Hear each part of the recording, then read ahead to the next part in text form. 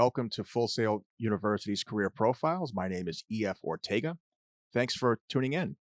If you're new to the podcast and are wondering what it's all about, it's quite simple. Career Profiles is here to inspire students and professionals. How? With real life stories from successful professionals in their given industry. This is part two of our interview with live event production legend Gabriel Aviles.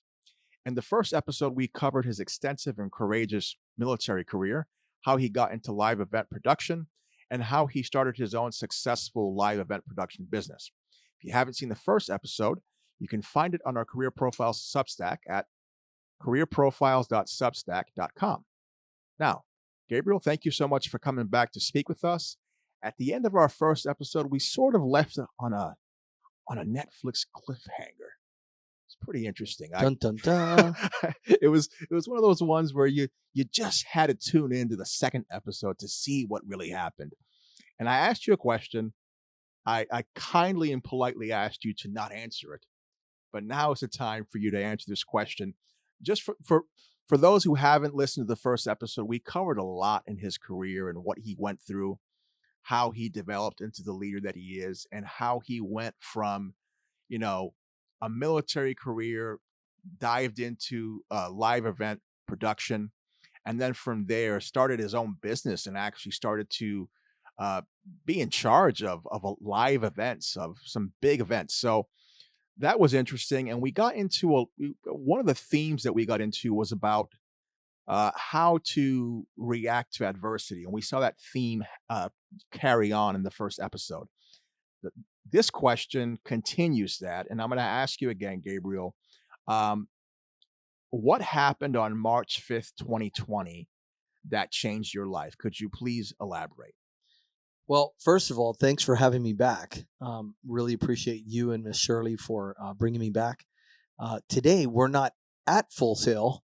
That's why the audio quality is not as good, but we're actually on location at one of my clients, and I'm really happy that you came to do this walkthrough with me and see a little bit of what I do on the integration side, and we'll explain what integration means.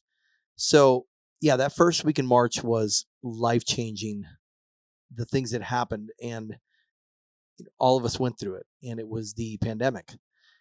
Pandemic really changed the lives of many people.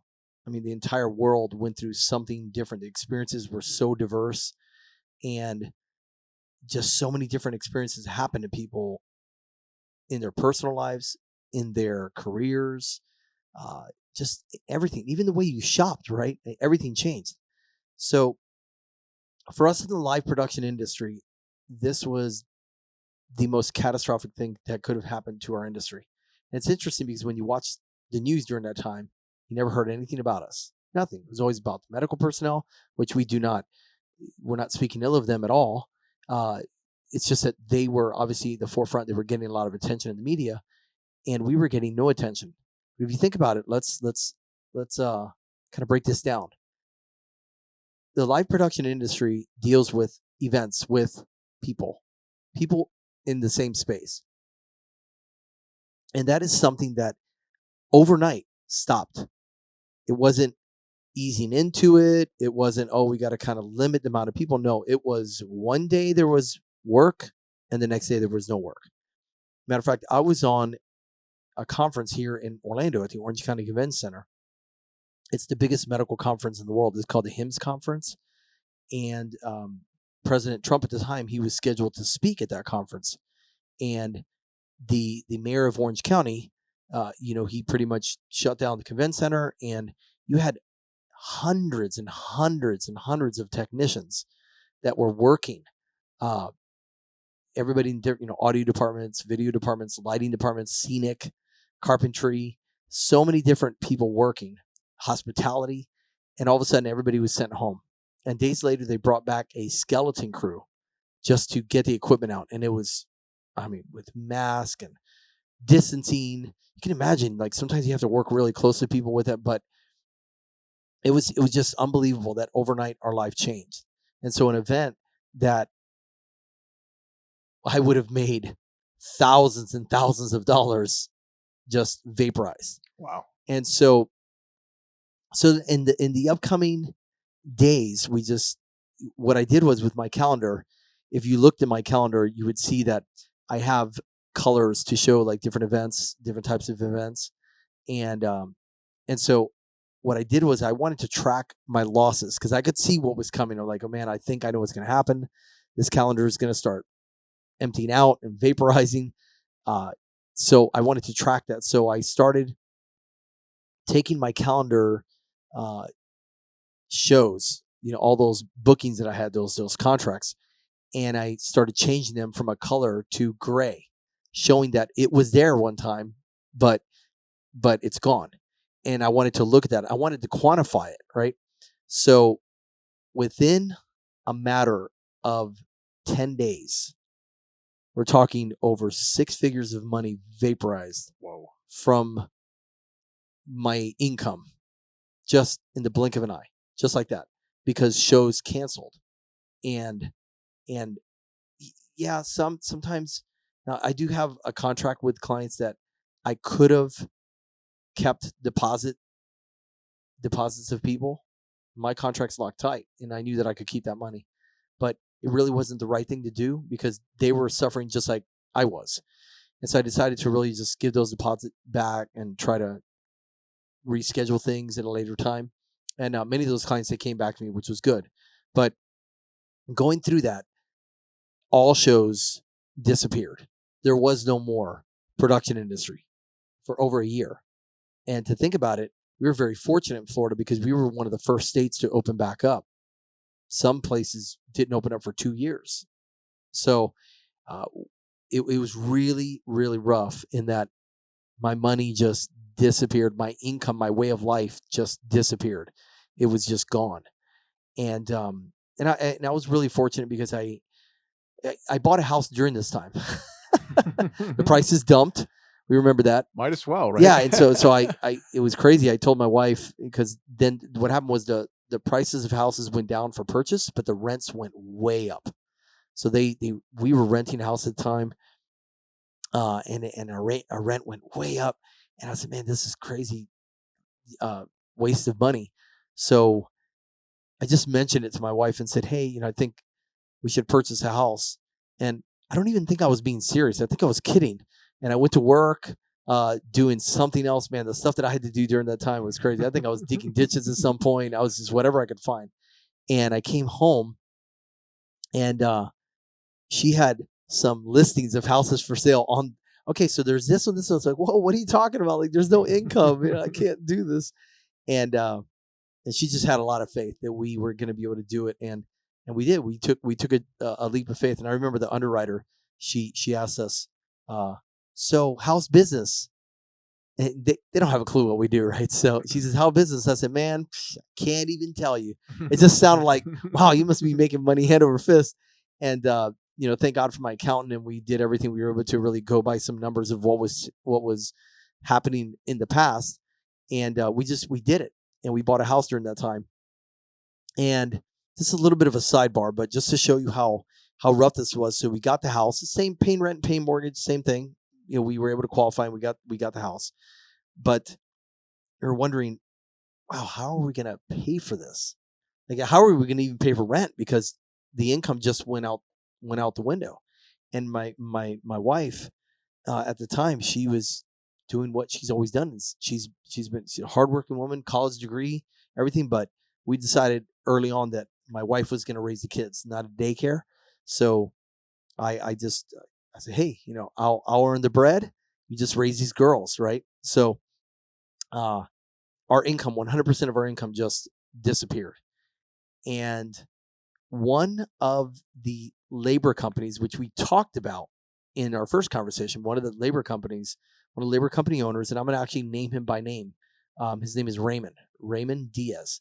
He knew what happened because it happened to him too. Now he can't even book labor, right? So Raymond, he found out that we bought a house, and he actually gave me some money to make sure that we had food on the table and we can make our first payment.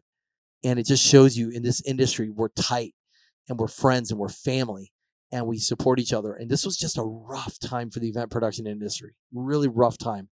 And it's cool because I don't really do a lot of working for labor companies anymore. But last week I did one for Raymond. When he calls me, I'm there. Like I don't even care. You remember, yeah. I take good care of him because he took good care of me when we were going through a rough moment. But that day that you're referring to, March 5th, my trajectory completely changed. Everything changed, and I did not have an income. And then I had to shift. You call it pivot. Yeah. So I had to pivot, and I had to then come up with a different game plan because I have a family, and I have a special needs child too. And so we really had to decide, hey, what am I going to do? And I've never been one to shy away from anything, a challenge. That's the military upbringing, that resiliency that we talked about before. It's like, okay, there's a hill, take it. And so I knew that this was a hill that I had to climb. My father, he talked to me and he helped motivate me. Didn't hand me any money because it's not about money. Couldn't solve this so easily. It's just there had to be a plan. And he encouraged me, and he told me about his plan when he came to Florida, how things were rough for him too. And so I pivoted, and then I found a niche that existed. So I'm in a house of worship. So we're actually in a church right now that I'm installing equipment in right now. So I do a lot of work with houses of worship and churches. So the students can hear. I'm going to give you a little secret. Churches and houses of worship are the number one consumers of audio video lighting gear in the United States. Wow. So think about it. That especially here in Orlando, right? There's churches on every corner here, especially in this side of Orlando, east side of Orlando. There's churches everywhere. And these churches, they each need a sound system. They each need video systems or projection or LED walls. They each need lighting systems, turn the lights on and off. They need color lights. They need uplighting. So they all need those systems, and then now, of course, after COVID, we found out how important live streaming is because all the churches started live streaming. So now they all have camera switchers. They have multiple cameras, multiple angles, and live stream equipment. So I started noticing that with my church being empty, our pastor said, well, now that the church, we can't let people in the building, this is a good time to remodel. And when I heard him say that word remodel, I said, wait a second. There's so many churches that they've never been able to in so long remodel their audio video lighting systems because 2-3 times a week there's people in the building. It's nonstop. Yeah. It's nonstop. Yeah. And so these systems are heavy, they're big, and you got to take chairs out. Dust gets everywhere. And so a lot of churches, they kick the can down the road and then they just do these small little repairs. But this was a perfect opportunity to remodel. So I found an opportunity in that, and I started a company. I started a new company. So I already had my production company, but I needed to shift. And so I started to work on those houses of worship. And then the calls started coming in. The calls just started coming in. I started reaching out to people, and word of mouth gets around. It's the most powerful form of marketing is word of mouth. You do a good job for somebody, and somebody mentions your name, and one pastor told another pastor, and another church told another church, and all of a sudden I'm getting all these calls for equipment and remodels, and just assembled a team. We started going into churches and started redoing their audio video lighting systems, and it was incredible. So I probably shouldn't give numbers, but I'll give them anyways. Go ahead.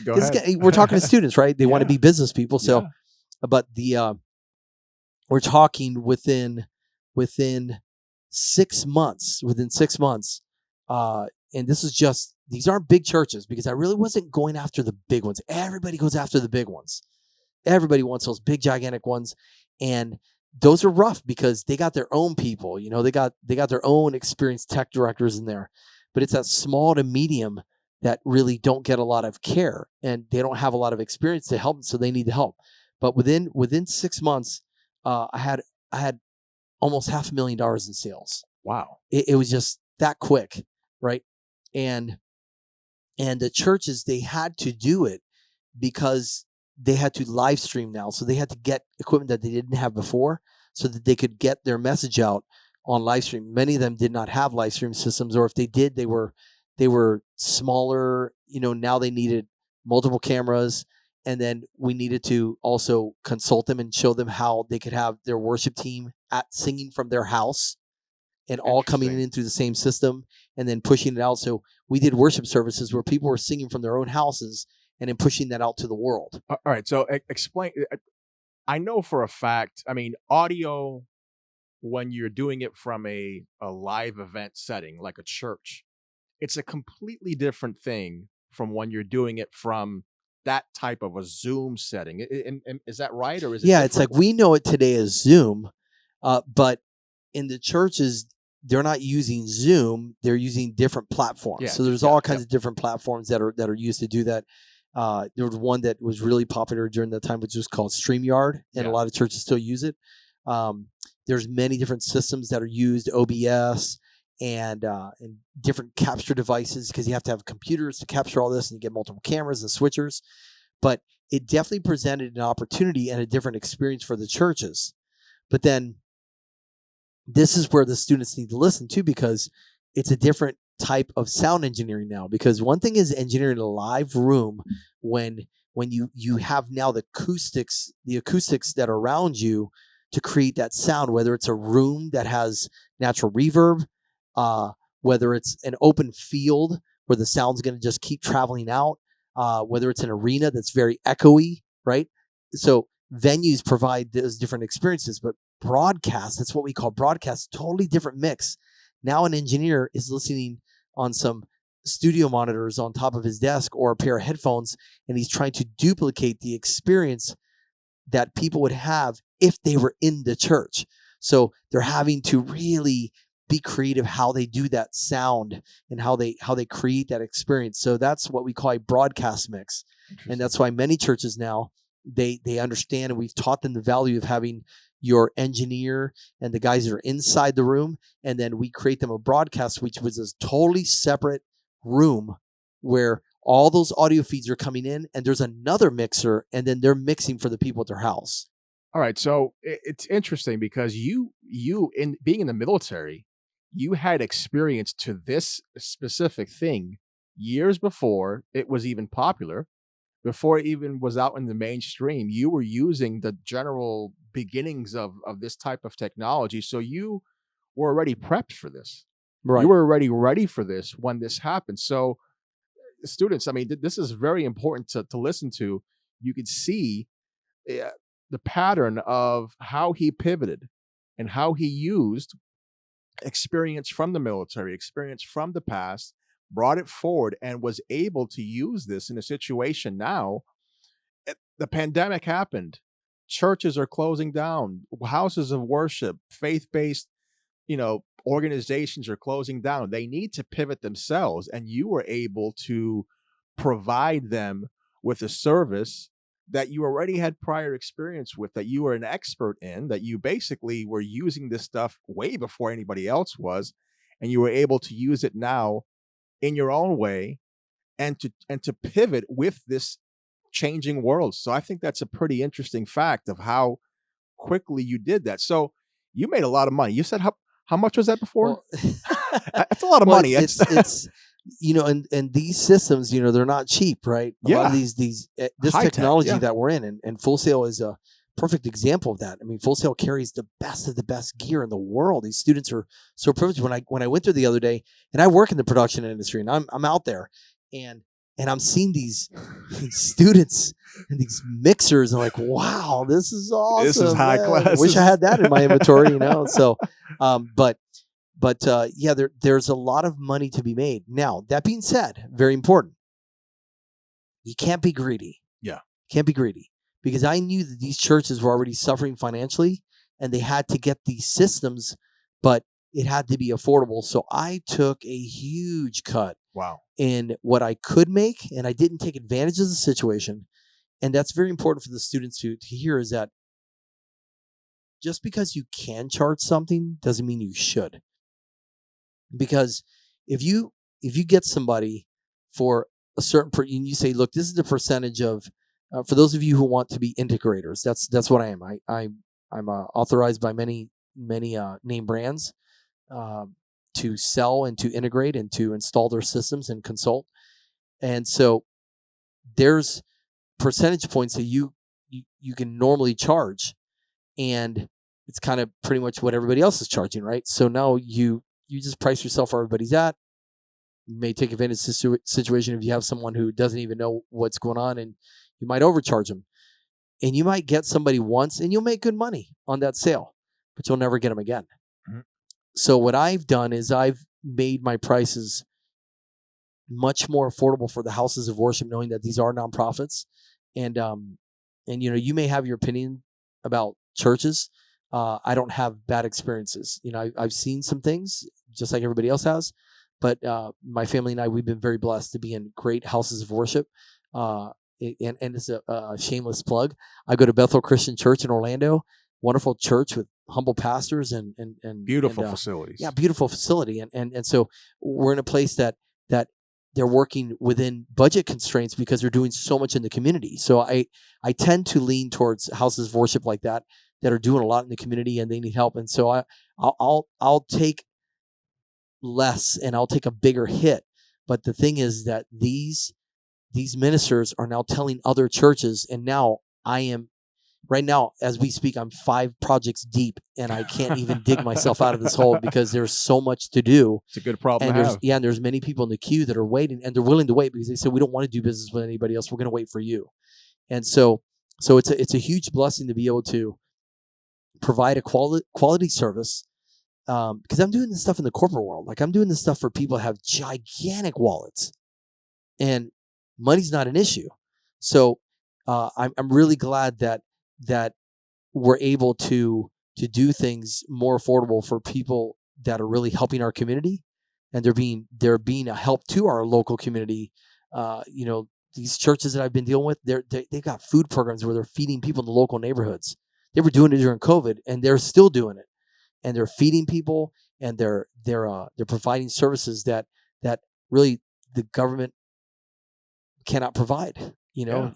So it's been really wonderful for business. And now I am working on some big projects. Man, I can't say some of these because they're still in the works, but I'm working on some big projects, and we're doing some designs, and we're coding some big projects. And so I know that people in Orlando are going to see my company name on some up and coming projects. So you know how when you drive by a construction site, how you see the signs outside? Yeah. Oh, you're gonna see Sunshine AVL. So that's the name of my company, is Sunshine AVL. So you out of that situation, that pivot is where you created the company Sunshine AVL. Is that correct? Yeah. So it was out of that situation, and what was funny was that during COVID, none of us had like a regular sleep pattern, right? All of us, we were all over the place. If somebody needed something, if needed you to work on something middle of the night, you would go because you were just chasing money. And none of us had a regular sleep pattern. And then the anxiety of where's the next dollar going to come from? How am I going to pay my bills?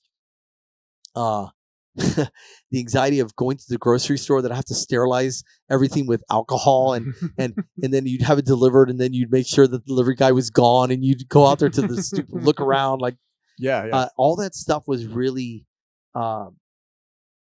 upsetting us, but it was also inspiring me. Yeah. So Sunshine AVL came from a couple different things, and on my website I do articulate this.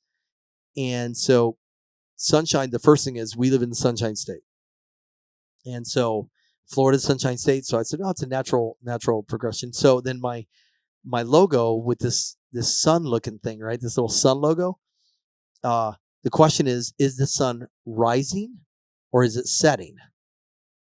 The answer is neither, because the sun does not go down on a Sunshine AVL client. We work on their schedule. So I'm not telling them to do that. I'm on a 9 to 5 and I'm not taking calls at that time.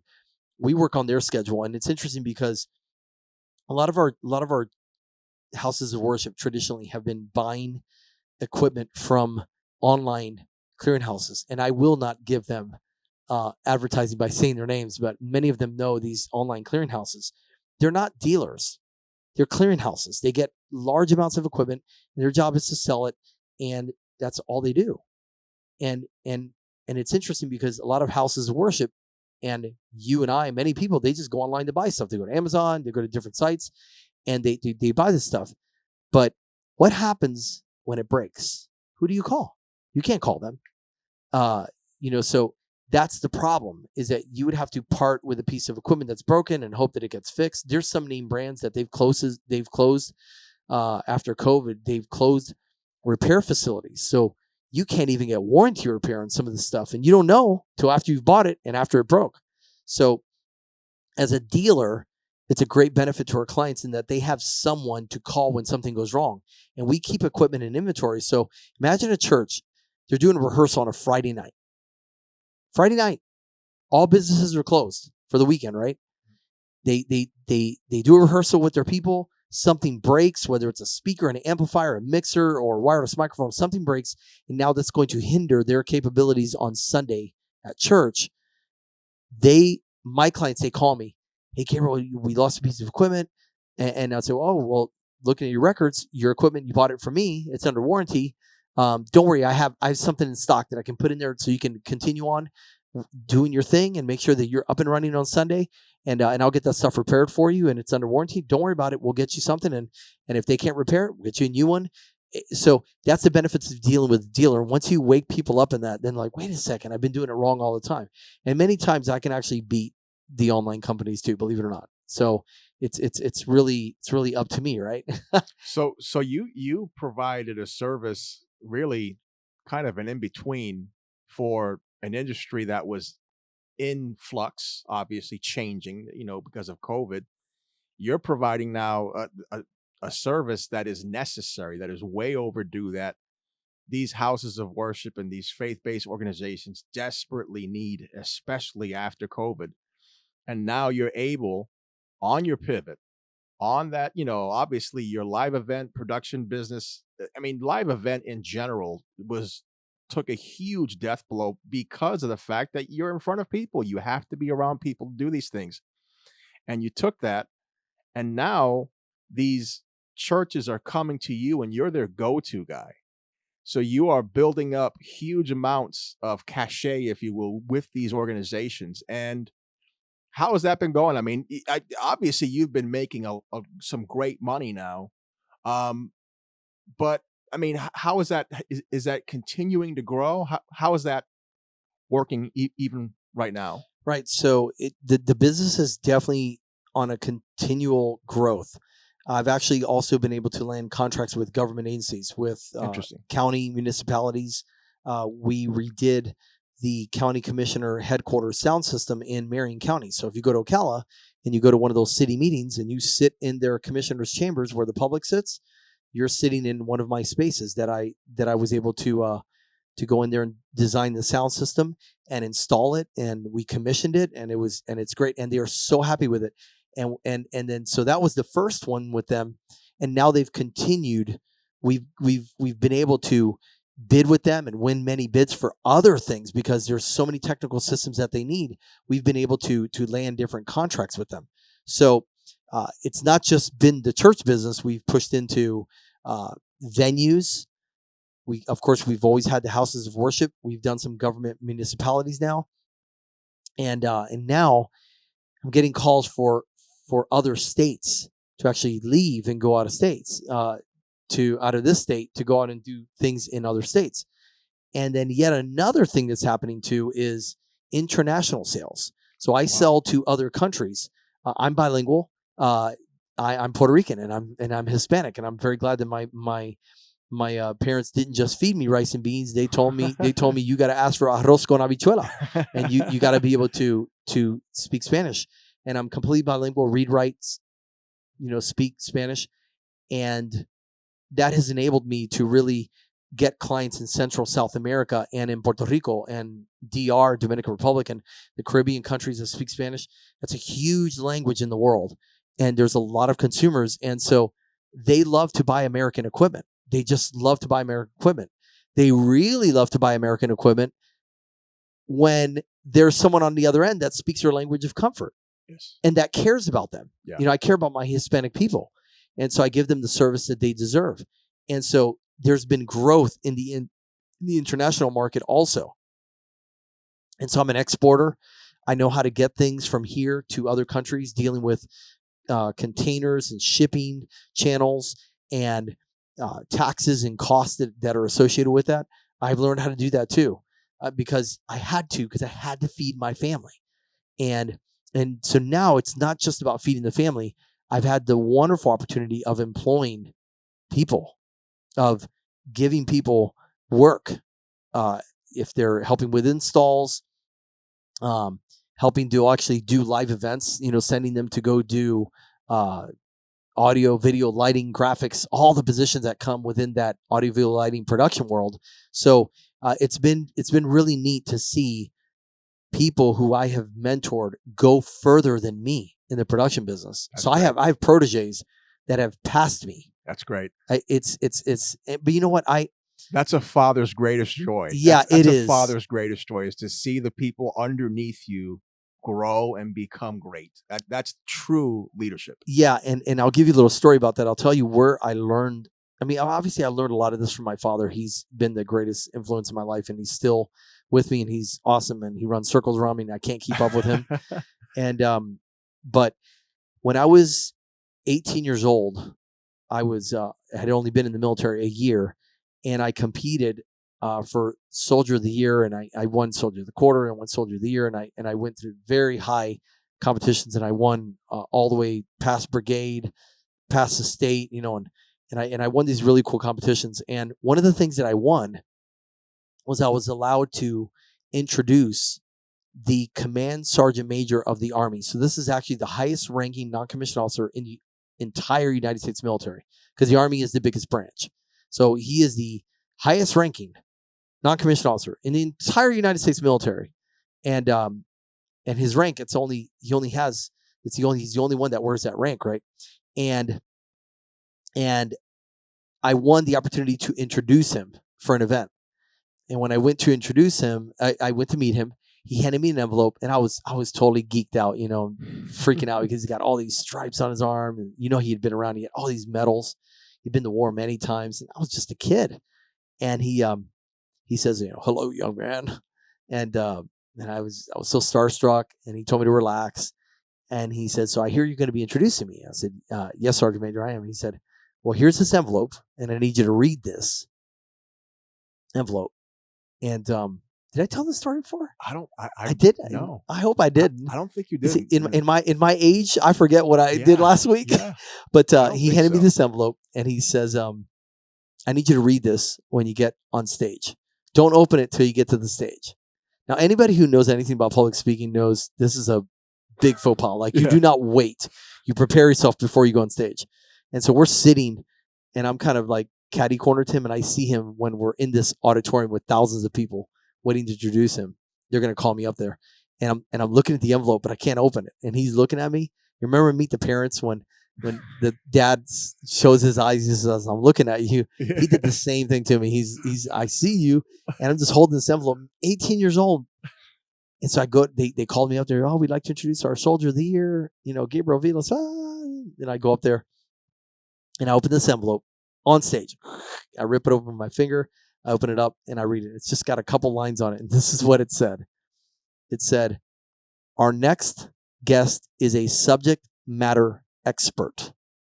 Since an X is a has-been and a spurt is a drip under pressure, he is highly qualified to speak today. Now presenting Command Sergeant Major of the Army." And I said his name. And it was the walk of shame. I literally insulted the Command Sergeant Major of the Army. And I came off that stage. He went up there. Nobody was clapping because they couldn't believe I insulted him, right? And he said, "What, you're not going to clap for your boss?" And everybody started clapping, right? Wow. And he said, "Those of y'all that are here are shocked because he said what he said. What you don't know is I'm the one that wrote that and told him to read it, but he wasn't allowed to open it till he got here." So the reason Gabriel is Soldier of the Year and you're not is because he knows how to obey orders. Wow. So today's lesson is on obeying orders. That And I is just, my powerful. chest puffed up. I don't even know how I got my head out of the door that day. You turned into Superman. Yeah, with I was with Superman huge at chest. 18 years old. And it was just a wonderful compliment. But then afterwards, and this is the long way around the block to something you touched. After that speaking engagement, he met with me again. He pulled me aside. And I was so inspired by his talk. It was just remarkable, the things he talked about in his experiences. And he said to me, he said, Private Aviles, my job is to teach you to be my boss. And you need to go further than I have ever gone. Wow. My job is to push you up further, get on my shoulders, and I need you to go further than what I went. And because maybe when you get there, you can pull me up.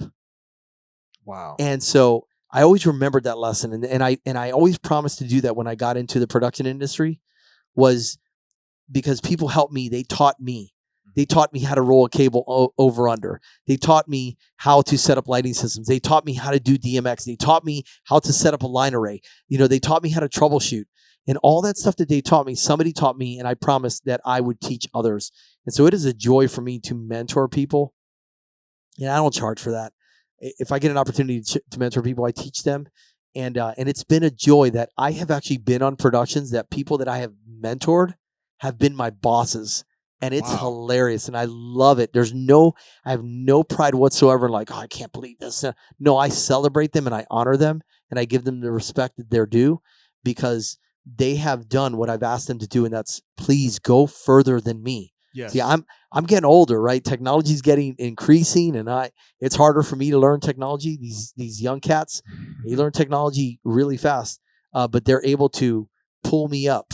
And one day I'll be on a walker and I'll need some major pulling up. But it's been wonderful to be able to mentor people in this industry. I think that's a fascinating fact, because we've all been through experiences where, personally me, you have people in leadership above you. At times there are those that just want to keep people in certain places. They don't want them to go above them. They want to manage. They don't want no one to outshine them. And I don't think that's true leadership. I don't think that's the essence of what true leadership is. I consider leadership as being kind of like a father or a mother figure, someone that you train, you nurture, you build them up, and then you watch them go. You release them, you let them go, and you let them flourish and let them go even beyond you. I think that's the essence of what true leadership is allowing people, giving them the opportunity to take that untapped potential and just letting them go with it and letting them grow. And if they go beyond you, that's the father's greatest pride. That's a mother's greatest pride, is to see somebody outshine you. Because again, last week we talked about the spirit of humility, that mentality of being humble, being someone who's of service. And you're seeing that even with your life. You're seeing that. You saw that in the beginning of your career, and you're seeing that now. So that is some fascinating stuff. The most important thing, yeah. though, with that, if I can interject, Sure. is to make sure that the students understand that although I mentor people, mentorship is protege driven. Yes. They have to seek it out. They are the ones that need to seek it out. And the students, you all need to really seek out that mentorship. That's important. And don't expect that somebody's just going to mentor you just because you look cool or you dress cool. No. Yes. You want what they have. Yes. You want what they have. Yes. They have the experience. They have the income. They have those qualities. You want what they have. Now your job is to get it from them. So I have proteges to this day that they're calling me. They're asking me questions. They got me on speed dial. They know that if they're on a production and they need assistance, they know they can call me. Mm. And guess what? I have my own mentors. Yeah. And sometimes it's hilarious. We talked about her in the last podcast recording. Aaron called me one time with this audio engineering question. I totally did not know the answer. So I called my audio mentor and I said, Aaron, stay on the line. And I three-way called, and now you got three people talking. Three generations. And the information just flowed down. And then I learned something new myself. So it's very important that students understand that you have to drive the relationship. You have to be hungry and you have to stay humble, and don't act like because, you learned how to mix on an $80,000, Avid console, that you can't learn from somebody that mixes on a Behringer X32. Yeah. Because people have different experiences, and so you can learn something from everybody. That's very interesting. So much more that we can get into now. Before we wrap things up, you mentioned, I believe you mentioned your daughter. It was way in the beginning, and I really want to get into this because this was something that I saw on social media, and I was just absolutely shocked at the talent of your daughter. So, explain to me a little bit about your daughter, who she is, and the gift that she has, because I saw some videos, and we're gonna play that. We're gonna play a couple of some audio of her so that you can see the talent or hear the talent that she has. Explain to us about how that came about. Now, you're a sound guy, you're a sound engineer, and it just so happens that your daughter has this amazing, beautiful, angelic voice. So please, brag on her a little bit. Well, I get to brag on both of them. See, one of them doesn't like to be talked about. Yes, but yes. I have two daughters, and one of them, she's a cadet in the military, Oh, and so she's going to be an officer. And one day is coming when I'm going to have to salute her. So that day is coming, right? But yeah, she's working really hard, and she's in the industry too. So she freelances and she does audio video lighting. She assists. She travels with me sometimes doing Wow. shows. Wow. And yeah, so she's my little V, and she's incredible. She works in the industry, and she sings as well too. But we all admit that we have a powerhouse in our house, and that is Melody. Wow. And we named her appropriately without even knowing, but Melody, she was diagnosed with autism when she was 18 months old. And by the time she was 3, we were going through it. I mean, just everything you've heard that comes with that, seizures and loss of communication. And it was really, really rough. We went through it so hard. When we received that diagnosis, we thought this was the end of the world. That's just what we thought, right? And we just it's just another one of those hills that we had to take. And so we rose to the challenge. We come from a very faith-filled family. We knew that sometimes what you think you see is not what you see. And of course we're fast forwarding through so many experiences. But later on, my wife discovered this little girl can sing. And we're not talking just sing. In the gospel world, we call it sang. I mean, she can really sing. And we discovered her talent to sing and be able to memorize words and yeah, it just took off from there. So she has shown incredible strides, and this is someone who's not formally taught by vocal coaches or anything like that. We finally took her to a vocal coach about maybe a year and a half ago, just to get checked out and see, hey, what can we do? And the vocal coach said, I don't know what to do with this girl. Like, she's 5 years ahead of students that I've had here for so many years. And she was wonderful. She gave us some techniques to help her, sing more from her diaphragm. But Melody has developed into a powerhouse singer, and she is now singing national anthem. Wow. and God Bless America in professional sports games. Wow. And she's actually sang for the United States military as well. She sang at the United States Capitol. She was invited by our congressman. So we just, a couple months ago, we were in Washington, D.C., and she actually sang at the Capitol. Oh my gosh. And so, yeah, she can sing a lot. She can sing. She sings in church. She sings everywhere. We have some crazy karaoke at home. When she sings karaoke's done. Like, that's it. Everybody can go home. Nobody wants to sing anymore after her. But her, what she enjoys more than anything is singing the national anthem and God Bless America. And yeah, that'd be really cool to let the students hear some of that. And it's wonderful. And these are wonderful experiences that we've had.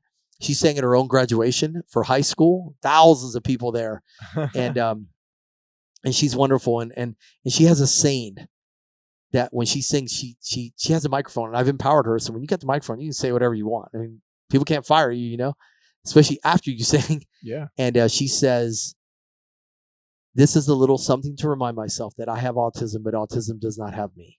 Wow. And she says that when she sings, and it's very touching. And she understands and she accepts that she has a gift, and she has taken what looks like a limitation, and she has killed it. And so she graduated with honors from high school, fully integrated. She still had her accommodations, but she killed it. And now she has her own foundation, and she sings, and people, they give money to the foundation, and that money's used for education for autistic children, and all this, and she's 19 years old. Wow. And so hopefully I can get out of all of this work and work for her one day, right? So and just a shameless plug, she is auditioning with America's Got Talent in December. Whoa. So that's her dream. She wants to be on that program. Whoa. And so we're going to facilitate that. And so she is an incredible talent. And yeah, so any of the students who want to record her, just call me, Yes. and you can, and I'd love for her to record something at Full Sail. It's the coolest place to record. That's perfect. We'd love for her to come and record at the school. So yeah, Miss Shirley, make that happen. All right. Yeah, definitely. That's a great idea. I've heard her. I want to play a clip, just a quick clip of her, so that you can see this. This is no joke. Take a listen to this.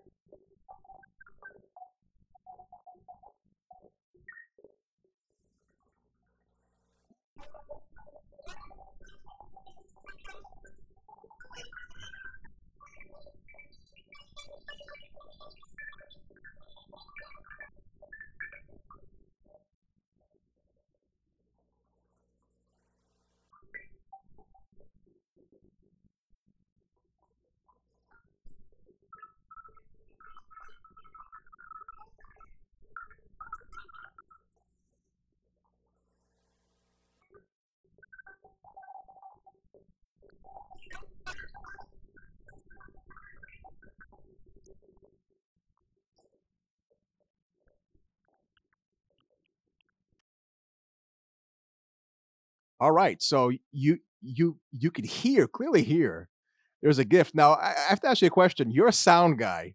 So when she's going to these venues and singing, I'm pretty sure you've got to be right on these other sound guys to make sure, or do you even allow anybody else to even manage her when she's singing? Because you're a sound guy, so Yeah. you have to be on top of this, right? Well, you have to, because of a few reasons. First of all, she's not a diva, but she knows better. I'm telling you, she knows when she cannot, hear her tracks, through a monitor, a stage monitor, or if the engineer is going too crazy with effects or something like that, she points it out. She knows because she has had the opportunity of singing on some pretty big stages with some incredible engineers. So, but she's not picky. She barely talks, and she's just so kind. But she will give me the look if Yeah, something's yeah. not right. She does give me the look. And so, our engineer at church, David, that's her favorite engineer. She loves David and Nelson. That's our two engineers. Those two guys. If it's them, so if I can, I take them with me. Yeah, If we're going yeah. to, they go, hey, we want to mix for Melody, and they mix for her.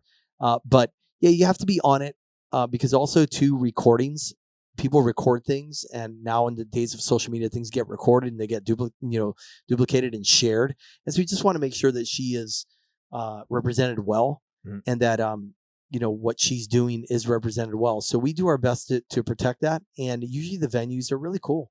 Everybody's really cool. It's a cool industry, and you just don't act like a turd. Is Yeah, really what pretty much, is yeah. what I've told my students that I teach. Don't be a turd. Don't act like you. But we just go very kind and, hey, is it okay if we mix for her, and we appreciate you guys. You guys are wonderful. And they're like, oh no, go ahead. You take any work away from them. Yeah, go ahead. Hey, that's no problem. And yeah, I'm just gonna go to the bathroom. I'm gonna get a chance to take a little break. But we're very kind. We're very accommodating with the venues, and we thank them for their participation. And we also too, when somebody helps her, we'll send a thank you card. I'll literally get a stamp. I'll take a thank you card and I'll send them and thank them for helping Melody, and send a picture of her. And they love being a part of that. So we do manage that experience. And it's funny because when I did a demo, because as a dealer, I get gear Yeah. lent to me or given to me so that I can use it and give my opinion on the gear. But we got lent a complete package from Shure, including a ULXD microphone along with a KSM 11 capsule. So we're talking a couple $1,000s worth of hardware in our hand. And she sang with this microphone. And Melody usually doesn't say anything about microphones. She came off that stage and she said, "Daddy, I want one of these." And I was like, "Okay." So yeah, she's got some good taste. Yeah, The most expensive microphone. Well, the most expensive microphone the Shure makes is Accent. But yeah, she handed me that microphone and she says, "I want one of these." so okay. So she's got a great voice, powerful, powerful voice. Your daughter is right in your path as far as the military. She's super smart. Um, I saw a picture of her. She looks just like you. She's a carbon copy of you. Yeah. So she My is spawn. she is your spawn. And I saw some pictures of your wife. Now she's a black belt. Is that correct? Or Yeah, she's a 4th degree black belt oh my actually. So gosh. Daddy behaves. Wow.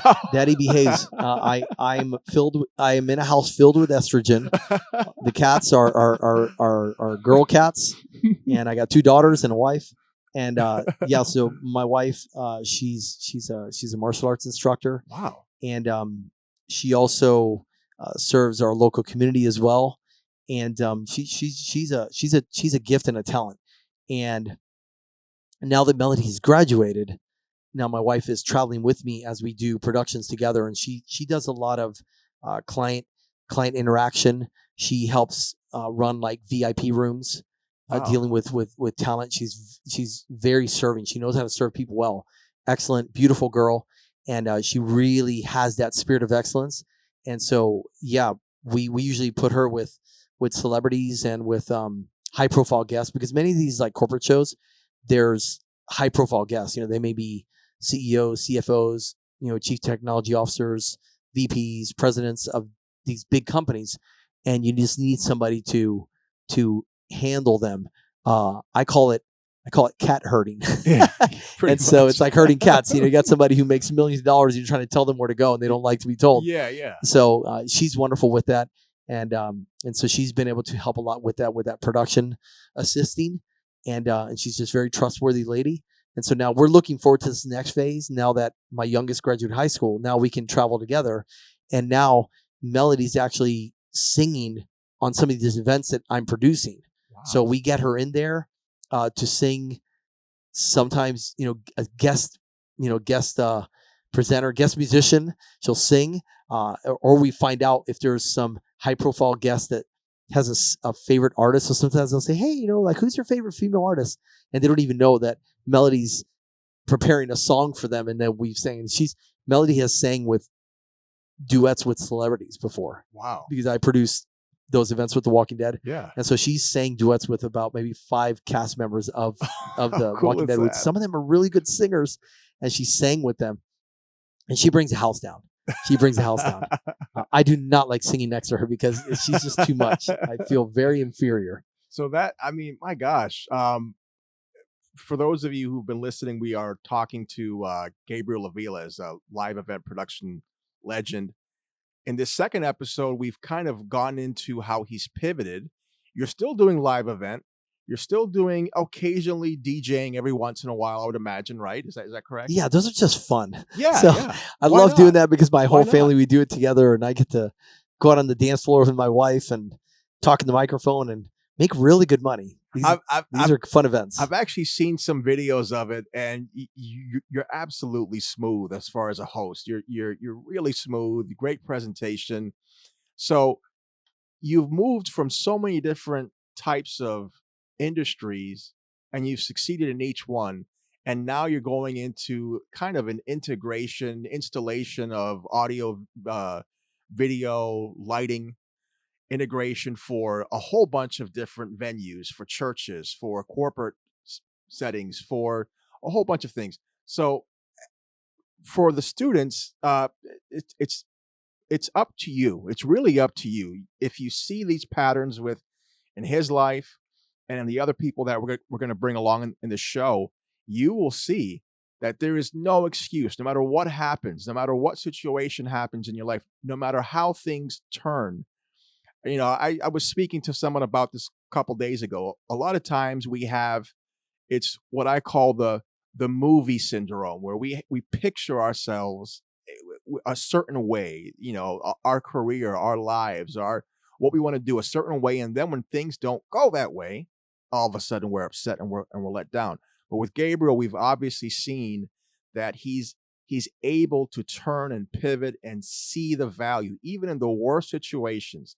World pandemic, company shutting down, countries falling apart. And even in the midst of that, he was able to find value in something and to be able to succeed despite that. So for those of you who are in live event production, audio and video, if you're sound engineers, this is to show you that there is really, no matter what happens in life, no matter what life throws at you, you can pivot, you can turn.